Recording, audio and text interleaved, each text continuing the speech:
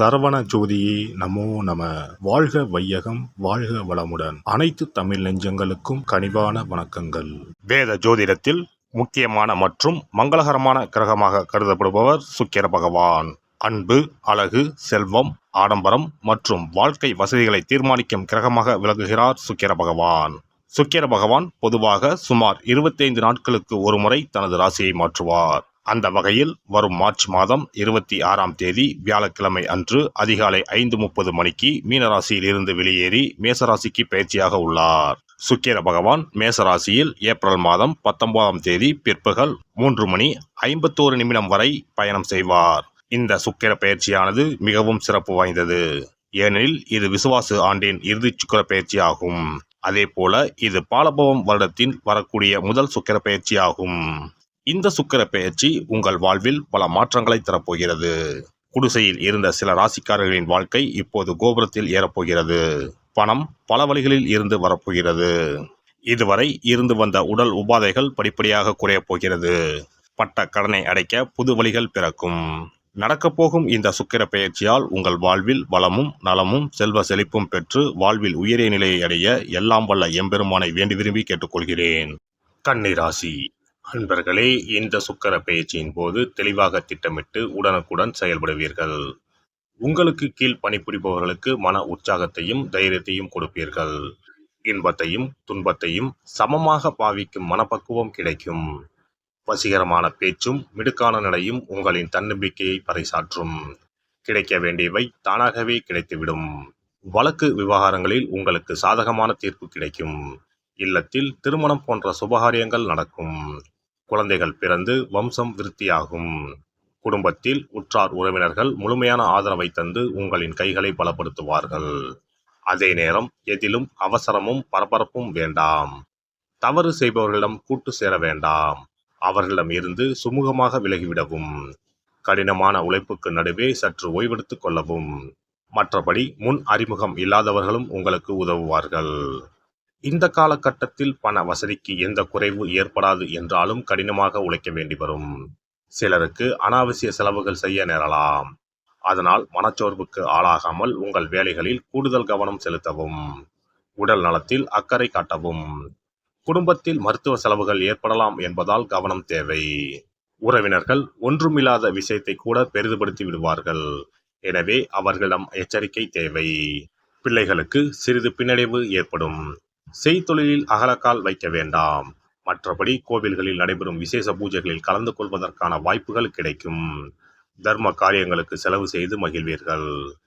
சகோதர சகோதரிடம் ஏற்பட்ட பிணக்குகளை பேசி தீர்த்து கொள்வீர்கள். உத்தியோகஸ்தர்களின் கோரிக்கைகளை மேல் அதிகாரிகள் சற்று காலதாமதமாகவே பரிசீலிப்பார். எனவே பொறுமையுடனும் பொறுப்புடனும் நடந்து கொள்ளவும்.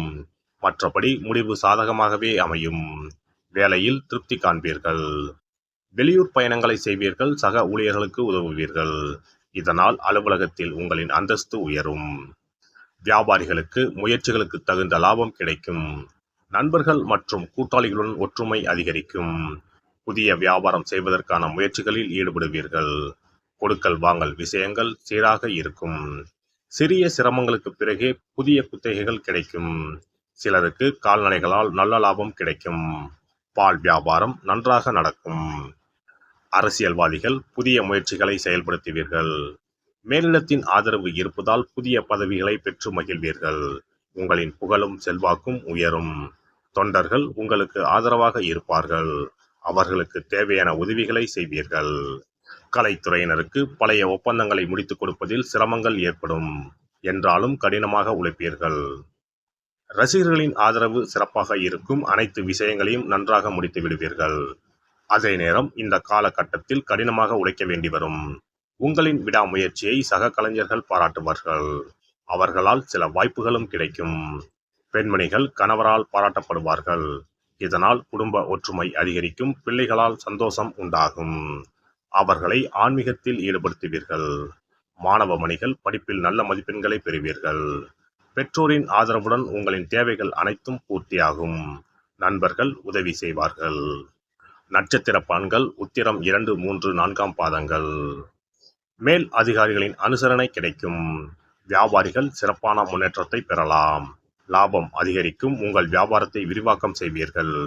எதிரிகளை வீழ்த்துவதற்கு உண்டான பாதைகளை வகுத்துக் கொள்வீர்கள். அஸ்தம் நட்சத்திரம். புதியதாக ஆரம்பித்த தொழிலில் ஏற்றம் உண்டு. இரும்பு தொடர்பான தொழிலில் அதிக வருவாய் வந்து சேரும். கூட்டாளிகள் இடையே ஒற்றுமை பலப்படும். சித்திரை 1-2 பாதங்கள். புதிய ஒப்பந்தங்கள் சற்று தாமதமாக வந்தாலும் முயற்சிகள் எடுக்க வேண்டியிருக்கும். பொருளாதாரம் எதிர்பார்த்தபடி இருக்காது. உடன் இருப்போரால் பிரச்சனைகள் வரலாம். புதன்கிழமை தோறும் அருகில் இருக்கும் பெருமாள் கோவிலுக்கு சென்று நெய்விளக்கு ஏற்றி வழிபடவும். துளசியை பெருமாளுக்கு சாத்தி அர்ச்சனை செய்து வணங்கி வர தடைகள் விலகி நன்மைகள் கிடைக்கும். சொத்துக்களில் இருந்து வந்த பிரச்சனைகள் மாறும். ஒரு முறையாவது குலதெய்வத்தையும் இஷ்ட தெய்வத்தையும் ஒரே நாளில் சென்று தரிசித்து வாருங்கள். கடன் பிரச்சனைகள் தீரும். குடும்பத்தில் மகிழ்ச்சி நிலவும். மன நிம்மதி உண்டாகும். சிறப்பு தொகுப்பு. இனி சுக்கிர பகவானின் அருளை முழுமையாக பெற வெள்ளிக்கிழமையில் செய்ய வேண்டிய வழிபாடு என்ன என்பதனை பற்றி காண்போம். வெள்ளிக்கிழமை என்பது தெய்வ வழிபாட்டிற்கு உரிய நாளாகும். அதிலும் குறிப்பாக மகாலட்சுமியை வழிபடுவதற்கு சிறப்பான கிழமையாக கருதப்படுகிறது. நமக்கு செல்வத்தை வாரி வழங்கக்கூடிய மகாலட்சுமி தேவியும் குபேரனும் நம்முடைய பூர்வ ஜென்ம கர்ம வினைக்கு ஏற்ப பலாபலன்களை கொடுக்கிறார்கள். அதை அனுபவிக்க செய்யும் பொறுப்பு சுக்கிர பகவான் பார்த்து கொள்கிறார். ஒருவர் செல்வந்தராக இருப்பதற்கு ஜாதகத்தில் சுக்கிரன் அருள் கட்டாயம் இருக்க வேண்டும். சுக்கிரனுடைய அருள் பெற வெள்ளிக்கிழமையில் சுக்கிரஹோரை வரும் நேரத்தில் இவ்வாறு வழிபாடு செய்தால் சுபபோக வாழ்க்கையை அனுபவிக்க முடியும். ஒருவருடைய ஜாதகத்தில் சுக்கிரன் நீச்சம் பெற்றால் உடல் ரீதியான ஆரோக்கிய ரீதியான பாதிப்புகள் ஏற்படும். சொத்து சுகங்கள் எவ்வளவு இருந்தாலும் அதை முழுமையாக அனுபவிக்க முடியாமல் செய்துவிடும். பெரிய பெரிய பணக்காரர்களை எடுத்துக்கொண்டால் அவர்களிடம் எவ்வளவு காசு கொட்டி கிடந்தாலும் சுக்கிர தசை இல்லை என்றால் அவ்வளவு பணமும் வீண் விரயமாகத்தான் போகும். குறிப்பாக மருத்துவ செலவுகள் செய்தே சொத்துக்கள் அழியும் நிலை வரும். இதற்கு சுக்கிர பகவானுடைய வழிபாடு நல்ல ஒரு பலனை கொடுக்கும். சுக்கிர பகவானுக்கு வெள்ளிக்கிழமை என்பது உரிய தினமாகும். சுக்கிரன் அருள் பெற வீட்டில் வெள்ளி பொருட்களை பயன்படுத்துவது நலமாகும். வெள்ளியில் சுக்கிரன் வசிப்பதாக ஐதீகம் உள்ளது. வெள்ளி பொருட்கள் கொண்டு பூஜை செய்தால் சகல சௌபாக்கியங்களும் உண்டாகும். சுக்கிர வழிபாடு செய்ய நினைப்பவர்கள் காலை 6 மணி முதல் 7 மணி வரையிலான காலம் சுக்கிரஹோரை ஆகும். அதனை தவறவிட்டால் மதியம் 1 மணி முதல் 2 மணி வரை சுக்கிரஹோரை நிகழ்கின்றது. அதையும் தவறவிட்டால் இரவு 8 மணி முதல் 9 மணி வரையிலான சுக்கிரஹோரை நேரத்தில் வழிபாடுகள் செய்து பயன்பெறலாம். இவற்றில் காலை 6 மணி முதல் 7 மணி வரையிலான முதல் சுக்கிரஹோரையில் சுக்கிர வழிபாடு செய்வது சிறப்பான பலன்களை கொடுக்கும். காலை முதல் மாலை வரை உபவாசம் இருந்து சுக்கிர பகவானுக்கு உரிய காயத்ரி மந்திரத்தை உச்சரித்து கல்கண்டு சேர்த்த சர்க்கரை பொங்கலை நைவேத்தியம் படைத்து வெள்ளை நிற பூக்களால் அர்ச்சனை செய்ய வேண்டும். சுக்கிர தசை நடப்பவர்களும் சுக்கிரன் நீச்சம் பெற்ற ஜாதகக்காரர்களும் இந்த வழிபாடு செய்வது சிறப்பான பலன்களை கொடுக்கும். சுக்கிர தசை நடக்கும் பொழுது சுக்கிர வழிபாடு செய்து வர வருமானத்தை சுகமான வாழ்க்கை வாழ்வதற்கு உரிய வகையில் பயணிக்க செய்யும். வீடு நிலம் வாங்குவது, ஆடம்பர பொருட்கள் சொத்துக்கள் போன்றவற்றை வாங்க வைக்கும்.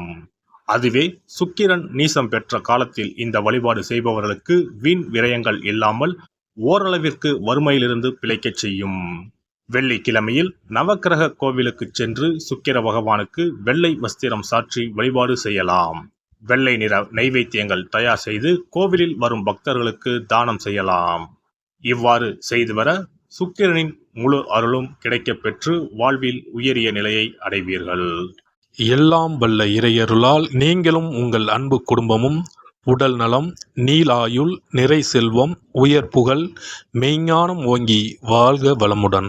இந்த வீடியோ பதிவு உங்களுக்கு பிடித்திருந்தால் லைக் பண்ணுங்க, கமெண்ட் பண்ணுங்க, ஷேர் பண்ணுங்க, மறக்காம சப்ஸ்கிரைப் பண்ணுங்க, பக்கத்துல இருக்கிற பெல் பட்டனை கிளிக் பண்ணுங்க. நன்றி, வணக்கம். ஓம் நமச்சிவாய. சிவாய நம.